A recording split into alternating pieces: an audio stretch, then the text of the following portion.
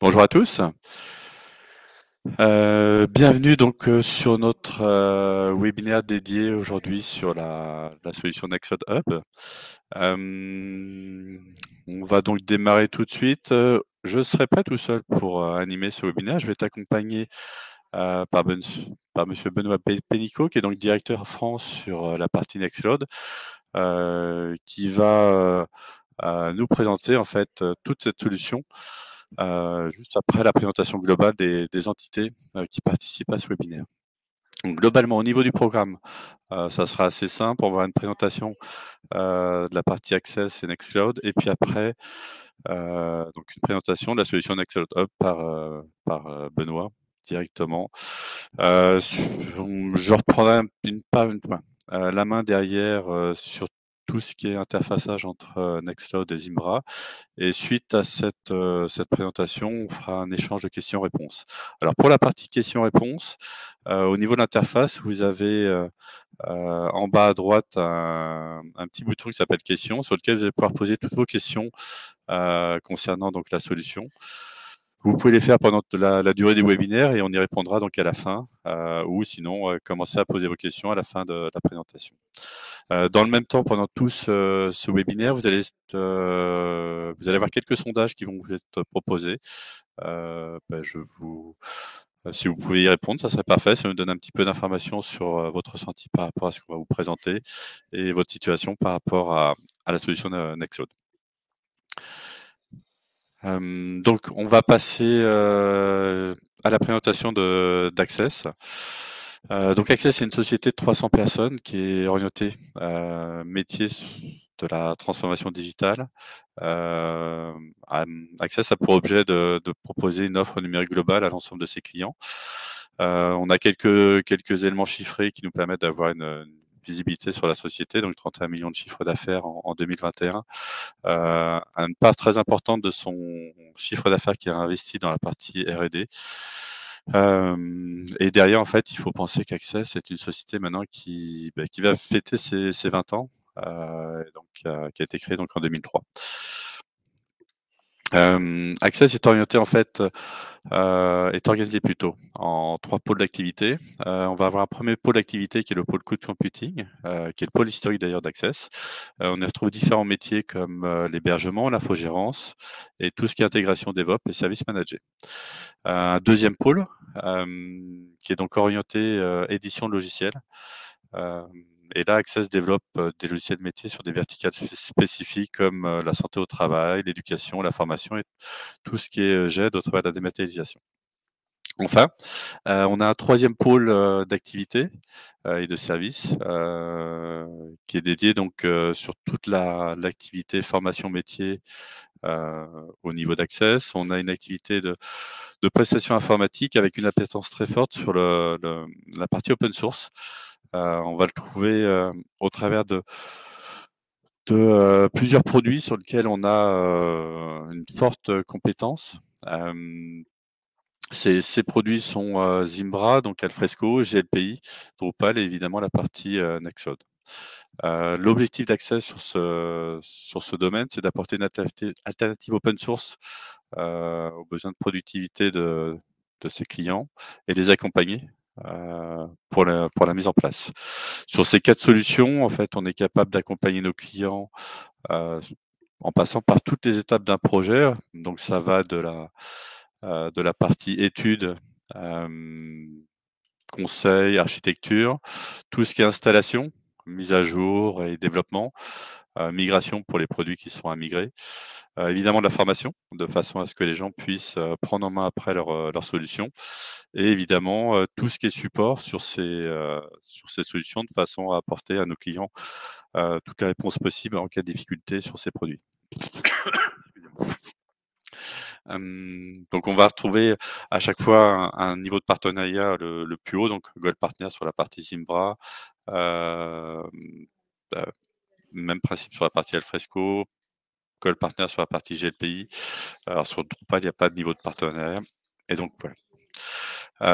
Au niveau intervention, en termes de clientèle, on intervient fortement dans le domaine, public, au travers des villes, des agglomérations, des universités, enfin toute la partie éducation et aussi avec, des entités, privées, sur lesquelles on travaille, sur l'ensemble des produits qu'on a cités auparavant.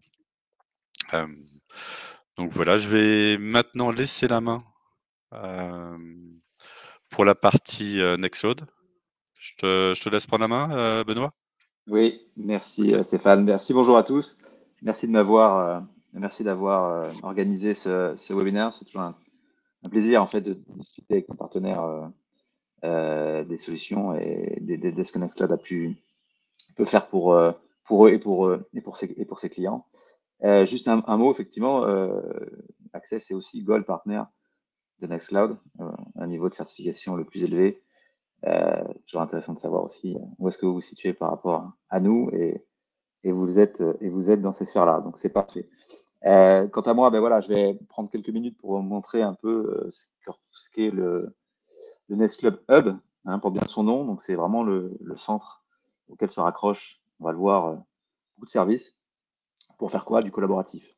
Euh, ça a été, ça a commencé, c'est un peu ce que je vous présente ici, a commencé par un réceptacle de fichiers, donc vraiment un serveur de fichiers, qui s'est transformé en un système collaboratif autour de ces fichiers, pour finir par, dans cette grande sphère, être l'outil collaboratif et intégrer tous les standards innovants que la collaboration peut amener, la gestion des fichiers qui est à l'origine.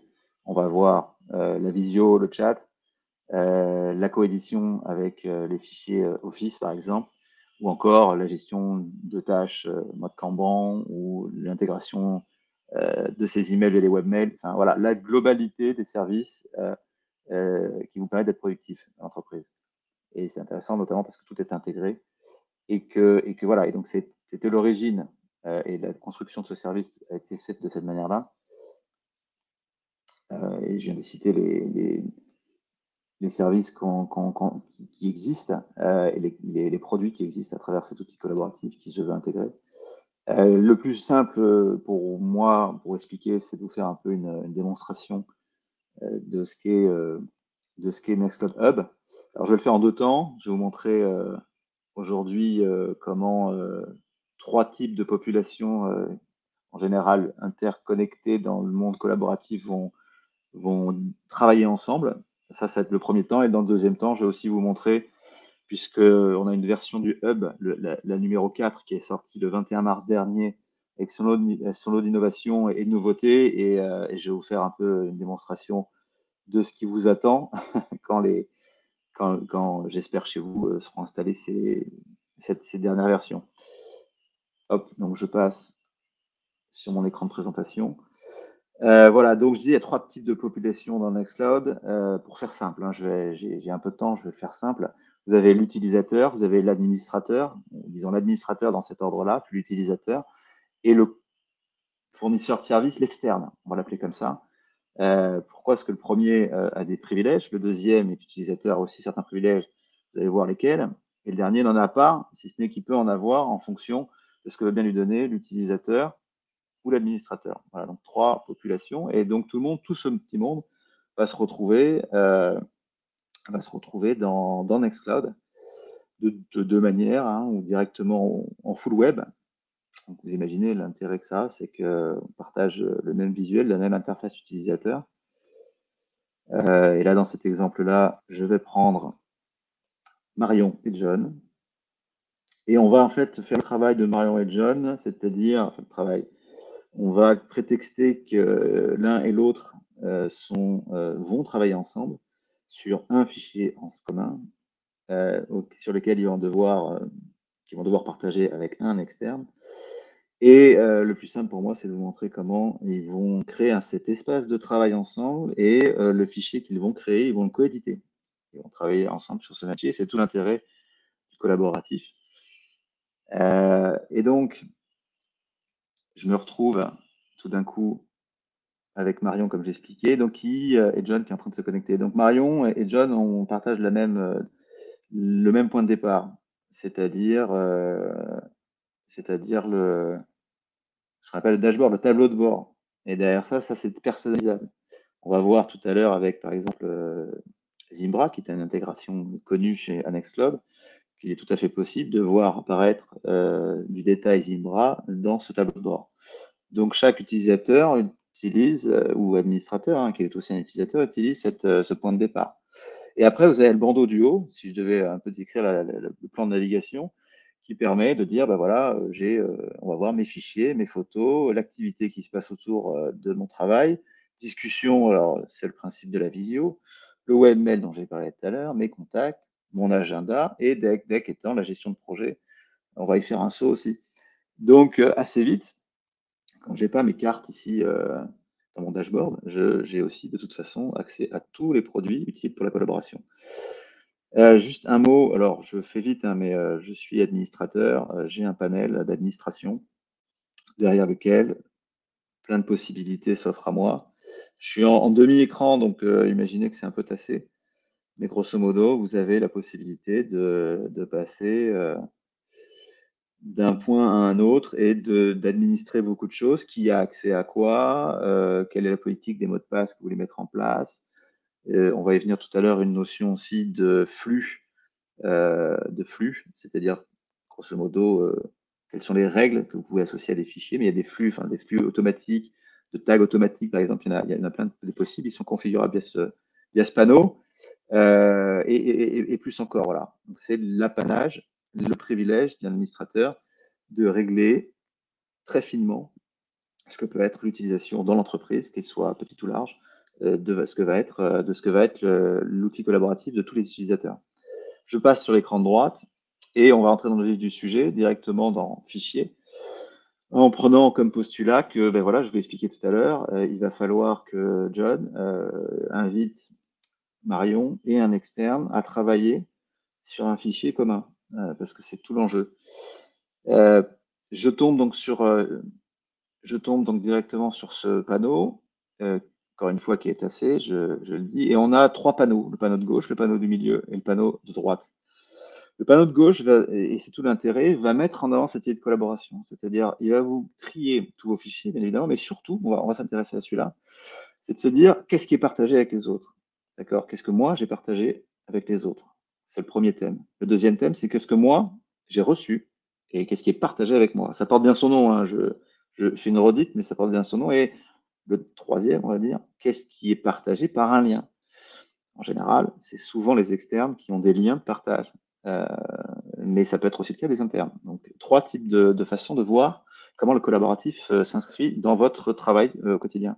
Le panneau de milieu, bah, porte assez clairement son nom. Vous avez le détail de tous les fichiers et aussi taille modifiée. On a un explorateur, hein, simplement ici. À droite, vous avez le détail du fichier ou du dossier, comme c'est le cas ici, sélectionné. Et là, c'est un peu la tour de contrôle du collaboratif. Grosso modo, vous allez pouvoir faire du partage, on est en plein dedans là, et décider des règles de partage en fonction de la population que vous invitez, hein, utilisateur ou externe par exemple. Commentaires, vous pouvez commencer à écrire des commentaires en disant, et là c'est bien parce que ça donne un historique du fichier du dossier, et le collaboratif peut continuer ici en fait. Et quand je dis commentaire, c'est dire, ben voilà, je fais une référence à un utilisateur du groupe, Peter, auquel je mentionne quelque chose qui fait référence au fichier, au dossier. Sachant que là, on va le voir en réel, mais M. Peter en question, lui a reçu une notification dans son tableau de bord ou dans son centre de notification ici, comme quoi, alors là on est sur John, hein, mais Peter a reçu une notification comme quoi un message lui a été adressé qui fait référence au dossier document. Je continue ma présentation de l'espace de navigation. Vous avez l'activité, et l'activité recense tout ce qui s'est passé à travers ce dossier, ce fichier. C'est intéressant parce que vous avez déjà, en tant que gestionnaire, par exemple, d'un projet, une possibilité de gérer finement certains éléments du dossier qui finalement représente un projet. Donc on rentre directement, on va dire, dans le vif du sujet. Je vais, moi, John, créer un nouveau dossier que je vais appeler Access et qui est un espace de travail qui s'inscrit ici, dans lequel je vais donc créer cette fois-ci. Alors, effectivement, Je vais le faire dans ce sens-là, parce que je pourrais créer des autorisations et inviter tel ou tel type de personnes sur ce dossier. J'ai plutôt envie de le faire pour vous montrer après la coédition sur un fichier. Donc, je décide, en faisant plus ici, de créer un fichier qui soit un objet, on va dire, qui vient de mon ordinateur personnel ou directement d'un dossier, enfin création d'un nouveau dossier et une série de fichiers dont vous retrouvez ici ce qu'on appelle chez nous l'Excel Office, c'est-à-dire l'intégration on va dire le pack Office, l'équivalent pack Office en version open source, voilà, de documents, feuilles de calcul ou présentations et même diagrammes, voire plus avec les intégrations. Mais c'est un peu l'esprit. Et donc là, je vais faire simplement un fichier texte que je vais appeler access, voilà, design. Et donc, on s'ouvre une boîte de dialogue qui dit que vous pouvez très bien taper dans une série de modèles en fait qui sont disponibles, que vous pouvez créer en avance pour, encore une fois, améliorer la productivité des équipes quand il s'agit de faire peut-être des notes de meeting, les plans produits parce que vous les connaissez, ou toute autre possibilité de créer des modèles ou partir d'un modèle vide. Je vais prendre un modèle qui existe, je le sélectionne, et voilà, je me retrouve directement intégré à ce modèle-là ce modèle-là va pouvoir être édité. L'idée d'abord, c'est avant d'éditer, je veux me lancer dans la collaboration. Et c'est là où ça devient intéressant. Effectivement, là, on est à se dire, je suis le responsable du projet. Donc, je vais avoir tout un tas de possibilités qui sont, vous souvenez dans le panneau de droite. Eh bien, on y va, simplement. Moi, je sais que Marion est nécessaire au projet. Donc, j'invite Marion. Ça y est, elle est invitée. Elle va recevoir une notification comme quoi elle est. Et on a dit l'autre population que je n'ai pas invitée, c'est un externe. Donc cette fois-ci, j'ai pré-rentré effectivement une adresse personnelle, une adresse externe. Et automatiquement, je vais pouvoir lancer un peu, notamment pour cet externe-là, je peux aussi le faire pour les internes, mais c'est l'externe qui m'intéresse, commencer à rentrer dans la configuration, les accès possibles. Il se trouve que je peux labelliser ici et dire que c'est Airbus, cet externe-là, pour lequel j'autorise la modification du fichier, mais pour lequel je masque le téléchargement. Et surtout, je veux protéger par mot de passe l'accès à ce fichier. Et je peux le faire de manière asynchrone, c'est-à-dire lui envoyer, désynchronisé en l'appelant comme ça. D'abord, une notification comme quoi il est invité, c'est ce que le système va faire d'ailleurs, comme quoi il est invité à co-créer, à co-éditer ce fichier avec moi parce qu'il fait partie de mon projet. Et dans un deuxième email ou via ce qu'on appelle vérification vidéo, via un chat, lui envoyer le mot de passe. Alors, lui envoyer, si je clique ici, ce que je fais, ou décider de se lancer, une fois qu'elle a été envoyée, dans une vérification vidéo, c'est-à-dire lancer une vidéo à son intention, et c'est à l'oral que je lui donnerai le mot de passe. Donc, aussi, non content d'avoir dans le contrôle des accès, on a aussi possibilité d'être précis et d'être rigoureux dans l'attribution des mots de passe liés à l'accès au fichier. On peut envoyer une note au destinataire, définir une date d'expiration.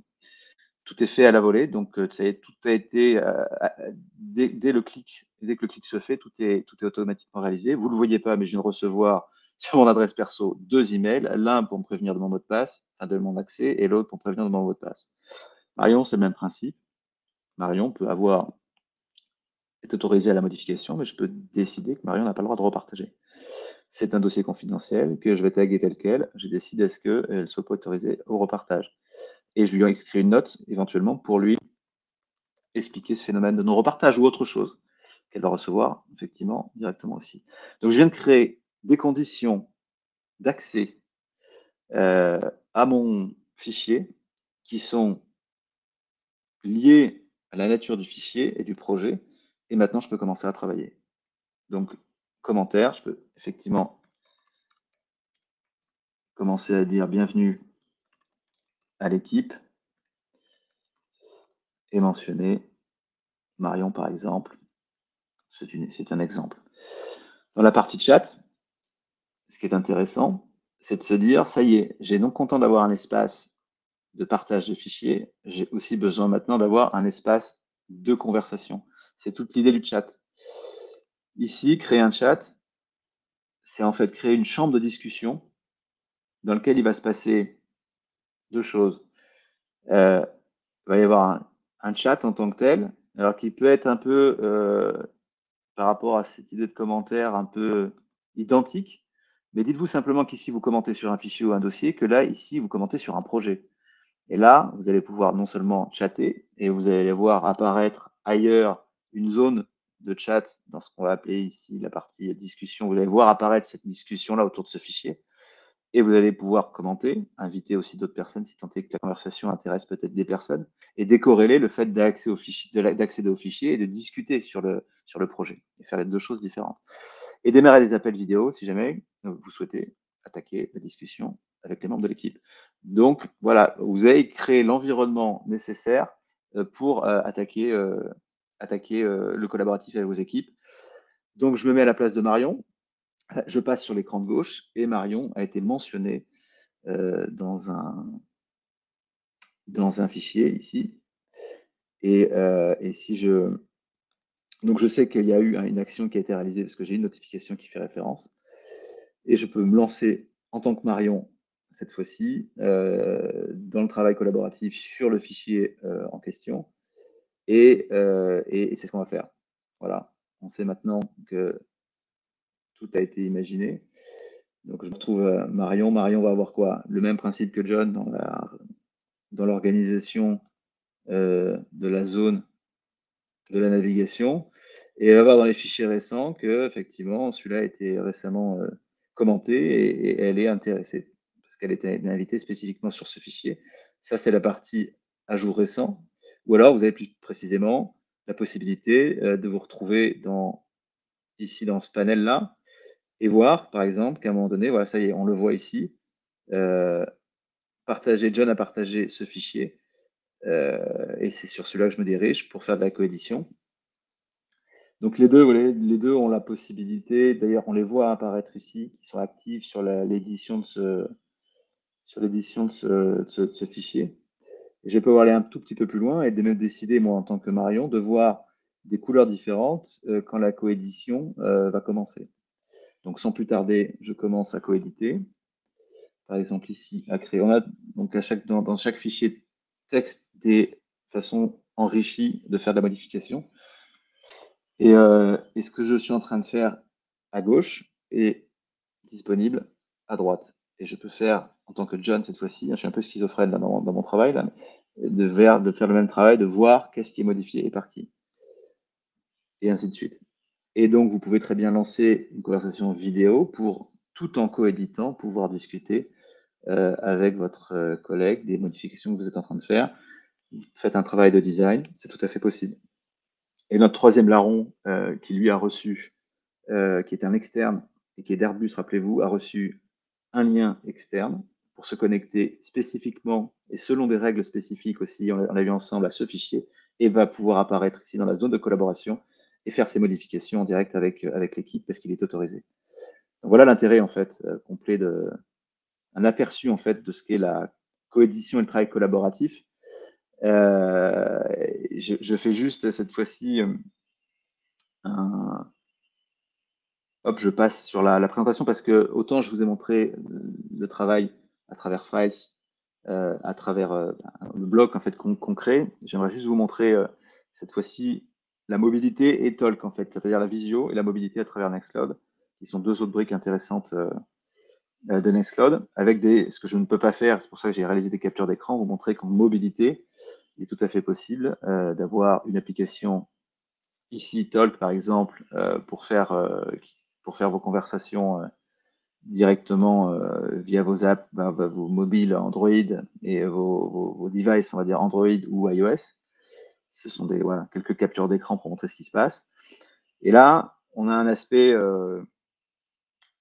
alors, il faut l'évoquer, je fais une pause là-dessus, c'est ce qu'on appelle un client de synchronisation. Vous pouvez très bien utiliser votre explorateur, par exemple Windows, mais ça marche aussi sur Mac, avec ce client de synchronisation qui est installé sur l'ordinateur des utilisateurs et qui va permettre de faire ce que souvent on appelle la synchronisation.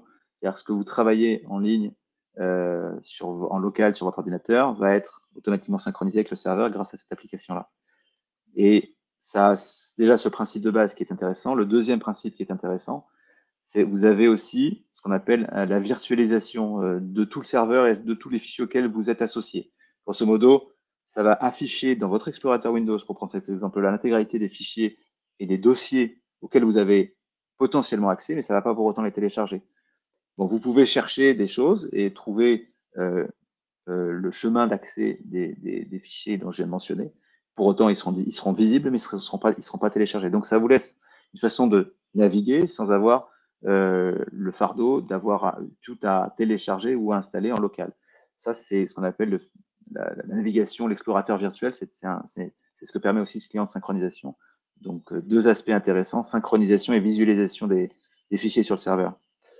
Et Talk, alors, je l'ai évoqué, c'est la visio. On a vu dans quel cadre ça pouvait interagir avec vos équipes. Mais c'est ça, c'est de la visio en temps réel et du chat et du partage de fichiers et de la collaboration autour de la visio. C'est intégré au système. Ça ressemble à ça. J'ai préféré vous montrer des captures d'écran parce que notre partie de démo serait un peu pauvre. Mais voilà, typiquement, même principe, 3 panneaux, à gauche, au milieu et à droite. À gauche, vous avez le nom des conversations qui sont en cours, ou en direct, ou sur des projets plus globaux. Et là, vous avez aussi l'étendue des conversations avec l'intégration, comme vous voyez ici, des éléments de Nextcloud. Par exemple, vous pouvez faire référence à un fichier et aller le chercher directement en allant chercher via une boîte de dialogue et le mettre ici en partage. Et à droite aussi, la boîte de dialogue spécifique au chat et à la conversation, les médias qui ont été utilisés, l'audio qui a été intégré, et ainsi de suite.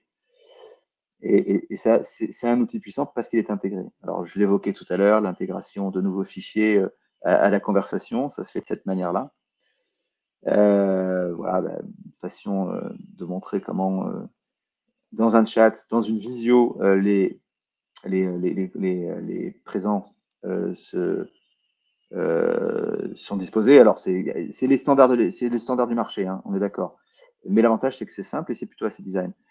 Vous pouvez choisir tout un tas de configurations. Et là, on est spécifiquement dans la coédition dans une conversation d'un fichier Word, d'un fichier Office.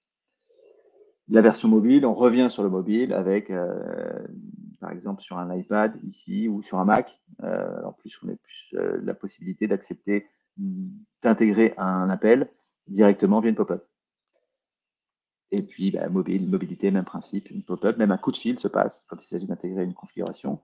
Et avec la dernière version du Hub 4, et peut-être vous pouvez être un modérateur en mobilité, c'est-à-dire prendre votre iPad, faire des partages d'écran, attribuer des droits pour les présents en mobilité. Et ça, c'est nouveau dans la version du dernier Hub, du Hub 4.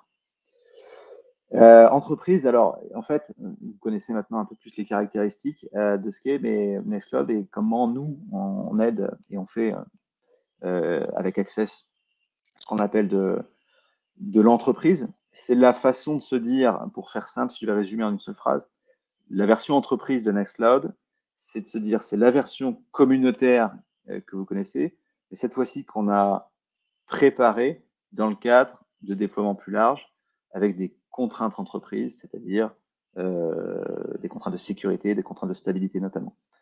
On en discutait tout à l'heure avec Access, avec Stéphane, c'est intéressant d'essayer, pour plein de raisons, en local, on va dire, la version communautaire pour voir s'il y a une adéquation entre votre besoin au cas d'usage et l'outil. Mais dès que vous passez, cette fois-ci, on va dire, en production, ou l'idée de passer en production, nous fait penser, et avec l'expérience qu'on a maintenant, même devient indispensable de penser à la version entreprise. C'est pas le même container, donc c'est les mêmes caractéristiques, mais en termes de stabilité de sécurité, il y a eu plus de travail. Et en plus de ça, vous avez fait ce qu'on appelle une politique d'assurance en place, une réassurance. Et ça, vis-à-vis de votre hiérarchie ou des utilisateurs directement, savoir que quoi qu'il arrive en termes de software, il y a une solution derrière. Et je parle encore une fois de sécurité et de stabilité du système. Ça enlève une épine dans le pied. Et ça permet de fonctionner tranquillement et de bénéficier à plein, sans interruption de service notamment, de l'application et du service applicatif. Donc c'est vrai que la version entreprise, par rapport à la version communautaire, elle a cette idée de réassurance et de tranquillité d'esprit. Et c'est souvent ce qu'on essaie de faire comprendre de manière de manière très précise. Et c'est pour ça aussi qu'on monte des partenariats, notamment avec Access, pour dire, vous avez l'intégralité de la chaîne de valeur et de sécurité, de réassurance sur les 3 niveaux, 1, 2, 3, dans le cas de l'exploitation d'un service managé. Et ça, c'est assez formidable parce que, oui, pour 10 personnes, pour 2 personnes, 3 personnes ou jusqu'à 10 personnes, on peut imaginer, par chance, en tout cas, le fonctionnement de la plateforme de manière propre. On a créé l'outil vis-à-vis de cette idée-là. Et dès qu'il va s'agir d'augmenter l'usage et qu'on a du produit, on va se retrouver un peu bloqué ou alors en tout cas dans des situations qu'on ne veut pas rencontrer, quoi. C'est vraiment là je vais en venir. Et c'était quelques mots. Voilà, j'ai par exemple ici une comparaison entre ce que peut faire la communauté, la version communautaire, ce que peut faire la version entreprise.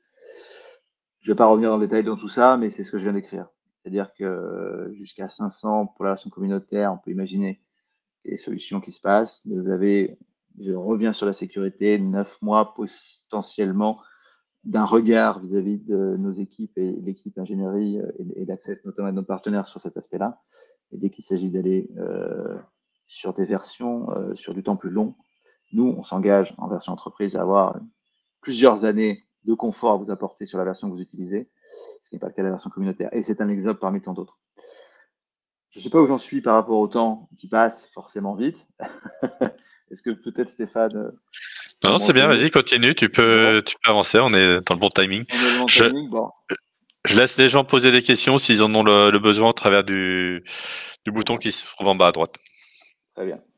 Donc je continue. Ce qui m'amène naturellement vous exprimez, ouais, en fait, moi j'aime beaucoup fonctionner avec des références, non pas parce que on va en mettre plein la vue, c'est pas l'idée. C'est que c'est des gens avec lesquels on a travaillé longtemps et on travaille encore. Et donc, on a une expérience des contraintes des industries d'un côté, des administrations publiques de l'autre, ou du monde de l'éducation, qui nous permet, mettre bout à bout, d'accumuler une expérience pour en faire profiter nos partenaires et nos clients. Et ça, c'est pour ça que je monte le ministère de l'Intérieur, on travaille bien avec eux, le ministère de la Transition écologique, le ministère de l'Éducation, qui ont eu des questions que probablement vous allez vous poser. Donc on a, et ça c'est un bénéfice de la version entreprise, on a moyen, possibilité d'aller chercher de l'information là où, voilà, d'avoir une vraie expérience entreprise. Là où elle est, là où elle doit être, là où elle existe en fait. Et des problématiques, il y en a eu, des contraintes. Et pensez pas que ce soit des cas spécifiques. Au contraire, quelque chose d'assez voilà, des choses d'assez pas commun, mais des questions qu'on se pose souvent. Donc on a cette expérience-là à travers des clients, alors européens, hein, je dirais franco-allemand. Nextcloud, je l'ai pas dit, c'est une entreprise allemande qui a effectivement son berceau là-bas et qui est bien implantée. Mais la France est un énorme sujet pour Nextcloud, en train de se développer énormément. Voilà quelques exemples. Le ministère de l'Intérieur en est un, d'autres effectivement dans d'autres verticales, comme on les appelle. Sparkasse München, pardon, c'est une banque. On a d'autres exemples de banques. On a, comme je l'évoquais, deux gros ministères aussi, mais aussi, pour parler sécurité, de la Direction générale des armées, ministère des armées aussi, qui me font confiance. D'ailleurs, qui me permet de dire, et c'est un sujet que je n'aborderai pas probablement aujourd'hui, mais si vous avez des questions, et si nous en parler plus tard, c'est important, on est très très présent aussi sur les standards de la sécurité, ce que ça doit être. Et notamment parce que ce genre de référence nous fait confiance, non pas parce que ça les amuse, mais parce que il y a un vrai écho de sécurité, d'utilisation du système quand il s'agit de l'utilisation du collaboratif pour eux. Ça, c'est très important, la sécurité. Voilà, des références françaises, Renater, qui travaille avec nous, le GIP du CIB aussi qui travaille avec nous, 2500 professeurs, 33 000 élèves globalement qui utilisent un système. Quand je parlais tout à l'heure de la version communautaire par la version entreprise, imaginez bien quand on atteint ces chiffres, 33 000 personnes, voilà, ça, les possibilités des contraintes et des situations fait que passer par l'entreprise, c'est effectivement un confort absolu. Et alors, la version globale, pour ce qui peut-être concerne plus le marché français, la ville de Paris, le ministère de l'Intérieur, c'était tout à l'heure évoqué, Renater, j'ai évoqué deux ministères. Il y en a d'autres, il y en a beaucoup d'autres, mais voilà, l'idée, c'est, on sait qu'on a à partager sur ces clients-là et à démontrer.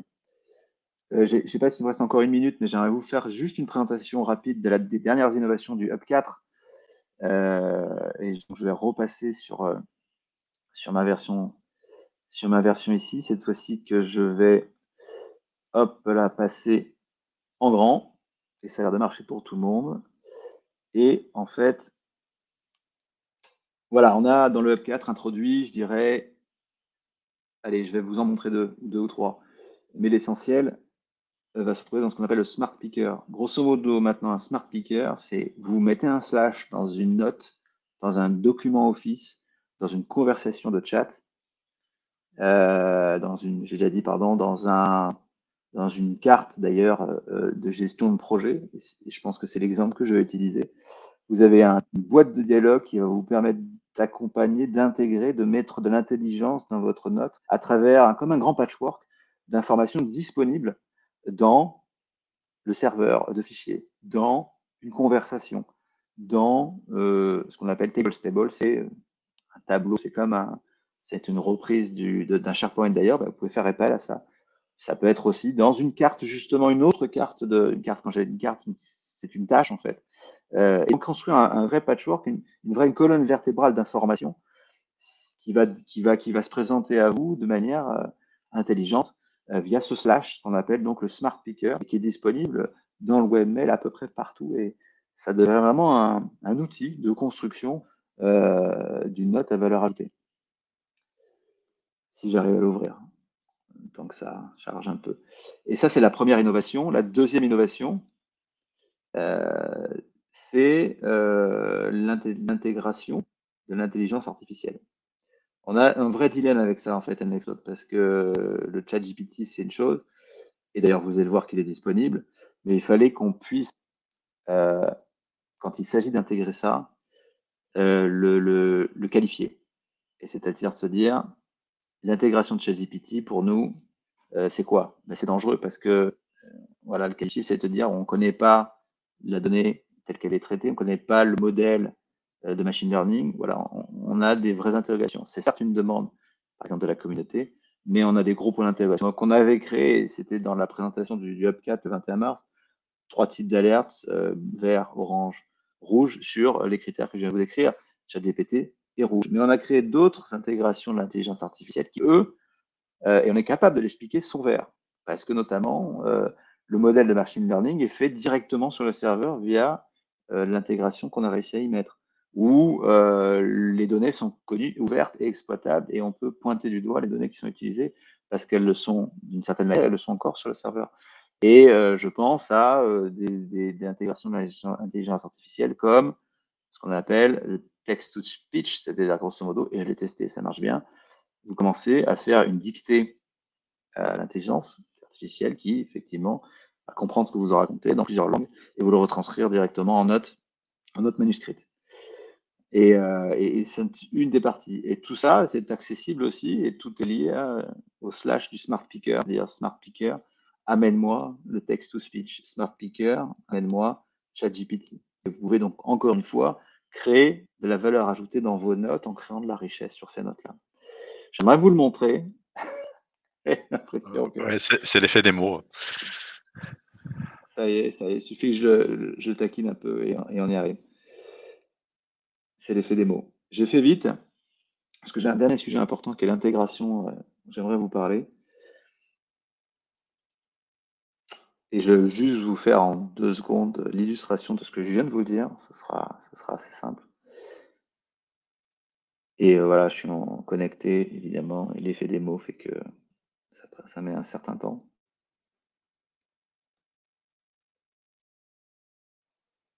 On y est presque. Hein. Le dernier sujet dont j'aimerais vous parler, c'est l'intégration. Parce que le hub, comme je disais tout à l'heure, c'est pas un hub qui connecte, c'est pas que un hub qui connecte différents produits de productivité au quotidien. C'est aussi un hub qui a l'ambition de connecter plus de produits qui nous on ne connaît pas, mais que vous avez utilisé, qui vont vous permettre d'aller plus loin dans votre quotidien. Zimbra, notamment en est un, ou Open Project, ou XWiki, quand ce sont des produits open source avec lesquels on est partenaire. Mais notre ambition à Nextcloud, c'est créer de plus en plus d'intégration de d'autres produits à nos produits à nous, de manière à ce que le bandeau que vous voyez ici, qui est déjà plus complet, puisse éventuellement s'allonger en fonction de vos besoins.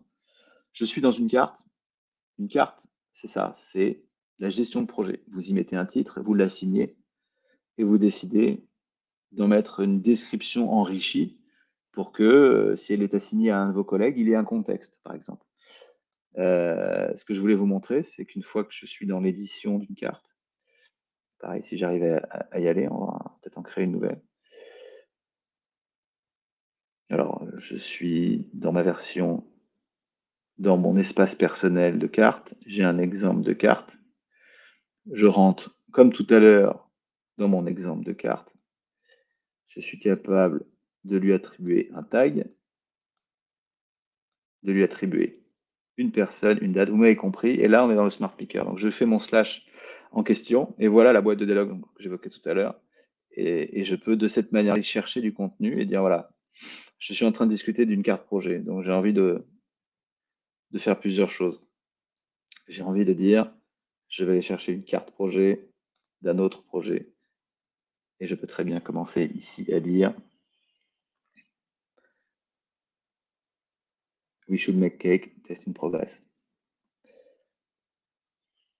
Donc, content d'avoir le lien. J'ai aussi, voilà, je commence à créer comme ça, avec mon Smart Picker, une note enrichie pour une tâche spécifique qui va être partagée en collaboratif avec d'autres. Et ça, c'est intéressant parce que ça permet comme ça d'avoir quelque chose de très enrichi, très illustré aussi. Avec ici, pareil, le même principe de la, d'enrichissement possible, hein. On parle des standards, là, une liste de tâches, des cotations, des cotations, ça veut rien dire, des citations, excusez-moi. Et vous pouvez de cette manière-là commencer ou continuer à parler de votre projet d'une manière visuelle, enrichie, voilà, etc., etc. Donc, je voulais vous montrer ces derniers aspects-là.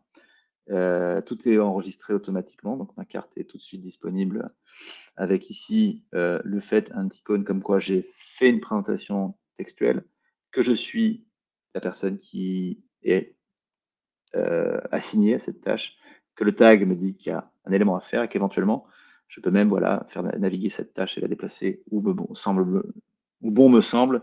Ça me permet de faire une petite parenthèse sur la gestion de tâches qu'on appelle deck chez nous et qui est intégrée au système. Et donc, il me reste à vous parler d'intégration et je crois qu'on n'est pas trop mal. Puisque, comme je l'évoquais tout à l'heure, l'intégration, elle est de plusieurs pans. J'ai donné deux exemples ici. J'en ai parlé tout à l'heure de Zimbra, je vais y revenir, mais on a par exemple aussi, si vous êtes utilisateur d'Outlook Exchange, on a intégré un plugin qui vous permet d'aller chercher sur vos serveurs Nextcloud, Access Nextcloud, la possibilité de chercher un fichier. Et au lieu d'envoyer le fichier en question, vous pouvez très bien envoyer le lien qui est attribué de manière à ce qu'il soit, ça allège complètement votre boîte mail. Et Zimbra, donc je vais laisser après la parole à Stéphane, parce que je pense qu'il est Ouais, je reprends bien calé pour ça, est une possibilité, oui. ouais, je reprends la parole. Donc en fait, ça répond en même temps à une question, qui a été posée dans l'onglet questions justement. Donc sur la partie, Zimbra, aujourd'hui l'intégration se fait à 2 niveaux. Le premier, c'est sur la partie, chat et chat vidéo, où il est possible en fait de créer un rendez-vous dans Zimbra et d'aller, se positionner sur la partie Next Talk. Donc ça crée le lien dynamique et le rendez-vous, qui va faire que quand vous allez arriver à la date voulue, ça va lancer, vous allez pouvoir vous connecter à cette réunion directement à partir de Zimbra et ça lancera donc la partie, Next Talk. Ça, c'est la partie, chat et sur la partie, Zimbra en tant que telle, là, en fait, on va avoir le même principe que sur la partie Outlook qui a été présentée juste avant. C'est-à-dire qu'il va être, possible, à la création d'un email de pouvoir aller piocher, directement, dans l'arborescence Nextcloud qui existe, pour pouvoir, positionner un fichier. Donc on va pouvoir mettre, soit le fichier directement, soit un lien dessus avec, mot de passe et autres. Et le même principe à la réception d'un email avec une pièce jointe, il sera possible de le déposer, dans le répertoire Nextcloud qui vous concerne, où vous voulez stocker ce document. Donc ça, c'est sur la partie traitement, envoi et réception de fichiers et on retrouve aussi dans l'interface, Zimbra, un onglet additionnel qui va faire appel à la fonction Nextcloud de façon à en fait, qui va chercher une iframe et qui va permettre d'afficher l'ensemble de l'arborescence qu'on a vu tout à l'heure dans la présentation. Donc voilà sur le côté, intégration Zimbra, alors qui est, toujours en cours d'évolution de façon à apporter, plus d'interaction entre les 2 outils. Voilà sur ce que je pouvais dire sur cette partie-là. Donc normalement, ça permettait de répondre à une des questions qui avait été, abordée dans le chat, par monsieur Arnaudon. Je crois qu'on a fait le tour, on est arrivé au bout, Benoît? C'est ça, complètement. Alors S'il y a des questions, éventuellement. Après, non, ce sont des points de sécurité, si j'avais tenté, qui d'accord. est intéressant d'en discuter, mais je pense Donc on se qu'effectivement, retrouve sur la partie questions-réponses, c'est ça? ouais, tout à fait.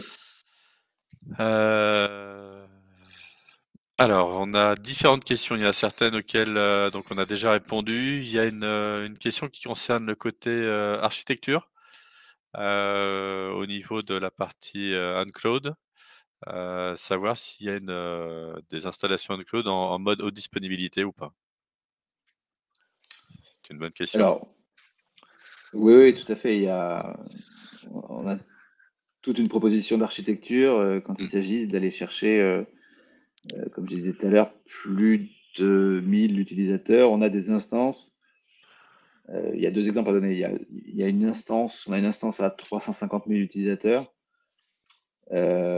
qui forcément est clusterisée à plusieurs niveaux et qui pose, je sais pas, je crois 6 ou 7 pétaoctets de données de stockage. Donc il y a et ça s'est fait. Alors ça veut dire deux choses, c'est que le produit lui il peut être mis à l'échelle et c'est tout l'intérêt de la version de l'entreprise globalement, notre capacité à le faire évoluer de cette manière-là.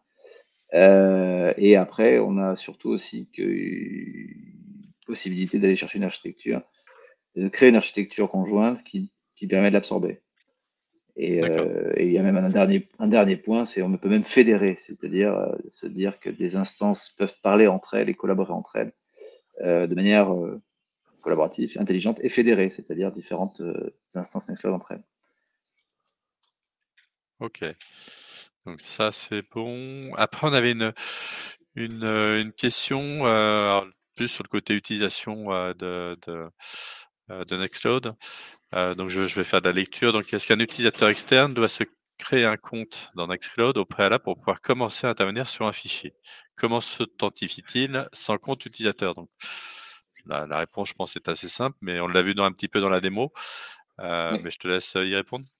Alors c'est une bonne question par ailleurs parce que il y a effectivement il y a effectivement deux façons de faire.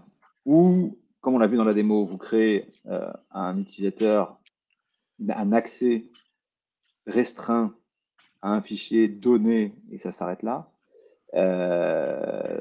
Ça peut être même du simple, comme on l'appelle, le drop-in, c'est-à-dire vous créez un lien qui permet simplement de charger des éléments pour un utilisateur externe et ça s'arrête là. Ou alors, effectivement, parce que ça nous a été demandé, on l'a fait, on crée cette fois-ci quelque chose d'un peu plus évolué qui est entre l'utilisateur et ce lien simple, ce qu'on appelle un compte externe, dans lequel tous les éléments auxquels il devrait avoir accès peuvent être retrouvés et réunis sur une plateforme. Elle est légère, mais elle ressemble à ce qu'un utilisateur pourrait avoir. Et derrière, vous avez l'intégralité des éléments auxquels vous pouvez avoir accès. Et ce guest account, ce compte externe, il a cette notion de login password aussi. Voilà, parce que c'était un besoin de créer un univers intermédiaire entre le simple accès au lien et l'utilisateur interne. Voilà, donc ça existe. OK, très bien. Après, on a des questions en fait qui vont concerner les différences entre la version community et entreprise. Là, on a une question qui nous demande de détailler la ligne Microsoft intégration et puis je crois qu'auparavant, on avait une question dessus. Si je revenu non, il y a pas de question dessus. Donc oui, en fait, si je reviens sur le slide, bah, voilà, tu as anticipé. Ouais, je suis Mais prêt. c'était juste après. Voilà. Ouais, pardon, c'est moi qui étais un peu vite. Voilà, effectivement, je peux un peu élaborer, mais l'intégration Microsoft, par exemple, toujours intéressant, ça intéresse beaucoup de monde. On a parlé, je prends un utilisateur qui utilise Exchange, on en a parlé. Il y a une possibilité d'utiliser un add-in, d'accord, qu'on a développé avec un partenaire, pour envoyer des fichiers joints directement sous forme de lien du serveur. Et en fait, c'est pas le seul, parce qu'il y a par exemple, après, l'utilisateur qui lui va utiliser son pack Office et qui va vouloir le faire de manière 100% compatible. Et ben, on n'est pas à 100%, on est à 99,9, on va dire, mais on y est presque en fait. Tout ce que vous allez pouvoir travailler en ligne quand il s'agit de vos fichiers docx, pptx ou xlsx, je vais y arriver, sont directement éditables et de manière collaborative à l'intérieur du système et réenregistrables sur leur version d'origine Microsoft. C'est une manière de dire que c'est intégré. Et sur ce point, c'est intéressant parce que même, on a été plus loin, on a possibilité de dire je vais vouloir travailler sur un fichier Microsoft, mais j'ai des macros qui m'appartiennent en local. Je peux dire à Nextcloud, grosso modo, ouvre-moi en local mon fichier parce que j'ai un éditeur en local plus enrichi. Lock, c'est-à-dire bloque-moi l'utilisation de ce fichier sur le serveur pour les autres utilisateurs, si jamais. Une fois que vous avez terminé votre édition en local, vous sauvegardez et libérez l'accès. Ça vous permet d'avoir une multitude de possibilités. On est proche de 100% de compatibilité avec cette option supplémentaire. Et la dernière, qui est intéressante, c'est l'intégration à Teams. On est en train d'imaginer, c'est presque fait d'ailleurs, l'intégration à Teams pour faire le même travail, d'aller chercher des fichiers files, par exemple, sur votre serveur Nextcloud et l'intégrer dans des conversations de ce type-là. Voilà, c'est le plus simple, c'est de partir à fond sur le hub, mais on peut imaginer que l'intégration à Microsoft est intéressante. C'est un des privilèges de la version entreprise. Je ne sais pas jusqu'où je dois aller sur la présentation de ce fichier. Je crois que la question c'était que je puisse le poser devant les yeux de tout le monde parce qu'il y a à lire. N'hésitez pas à nous contacter après à Access et nous pour qu'on puisse débattre de ce sujet-là. Mais grosso modo, il y a quand même pas mal de choses en plus quand il s'agit d'avoir de la tranquillité d'esprit, de la réassurance. D'accord.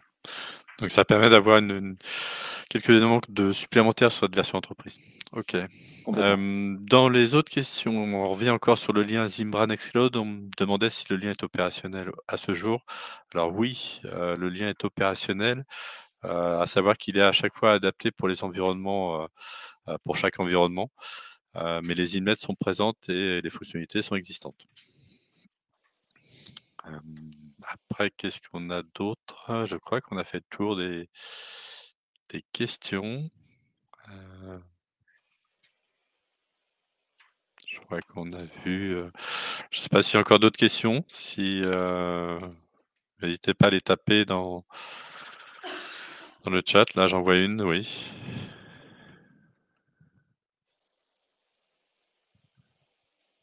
Ça arrive. Ça arrive, oui.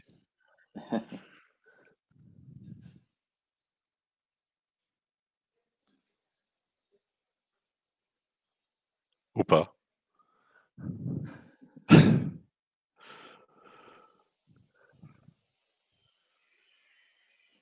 On va patienter quelques instants. Donc, de toute façon, on arrive au terme de notre présentation. Donc, bah, voilà. Au moment où je dis qu'on arrive au terme, les questions arrivent. Double question même. Ah, double question, oui. Alors, la première question concerne... Oh là, plein de questions. Donc, est-ce que ces déploiements sont possibles sur du multi-domaine, multi-tenant? Alors aujourd'hui, on l'a pas comme ça. On peut faire des instances mutualisées. On peut faire des instances mutualisées, mais pas multi-tenant. C'est-à-dire qu'effectivement, on est dépendant d'une même instance et des critères de base de données notamment. Mais c'est en train de se faire. Voilà. Je ne peux pas vous dire quand, mais typiquement, on va y travailler parce que c'est une question qu'on nous pose souvent. Après, on a aussi des références sur des partenaires qui utilisent de manière très avancée des instances mutualisées avec des bases de données qui permettent de se rassurer. Mais je comprends la question et c'est en train de s'imaginer. Ok. Et la deuxième question. Après, c'est la partie l'application solide. Alors, moi, je ne la connais pas personnellement. Donc, c'est de savoir si l'application solide est disponible en version entreprise. Alors, c'est une bonne question. Pourquoi? Parce que le principe du hub, c'est justement d'amener les développeurs à construire encore un peu plus de l'intégration. Et ou on amène les développeurs à le faire eux-mêmes, ou c'est eux qui nous sollicitent. J'ai évoqué Open Project ou XWiki par exemple. Solid, je connais pas, par exemple, mais le lien que vous donnez est très bon, parce que du coup, il est disponible sur l'application sur App Store. Donc, je vais faire une double réponse. La première, c'est effectivement, si Solid s'intègre, c'est qu'il y a une volonté de le faire, grosso modo, l'App Store est fait pour ça. Donc, il est proposé et disponible à la communauté, éventuellement à l'entreprise aussi. Question ensuite de maintenance. Oui, ça peut être amené à être maintenu, mais parce qu'on a très nouvellement créé un pôle intégration à Nextcloud, qui n'était pas le cas avant, pour mettre un pool d'ingénieurs, je crois qu'ils sont nombreux, ils sont une dizaine, dédiés à l'intégration justement d'applications ou de nouvelles applications. Donc si on estime ensemble que Solid a un intérêt parce que ça a une nécessité pour des projets communs d'entreprise globalement, il deviendra. Il deviendra et il se fera de concert entre un partenaire, un client final et l'équipe intégration de Nextcloud. Et c'est comme ça qu'on voit la philosophie maintenant de ce que va devenir le hub. C'est que s'il y a des intégrations à faire, on les poussera fort. Ça ne se fera pas pour toutes, hein, on va pas se mentir, mais il y aura quand même pour beaucoup qui proposent et présentent un intérêt. Et évidemment, c'est le client final qui pourra amener son mot là-dessus par rapport à l'ambition qu'il a derrière cette intégration-là. On est d'accord.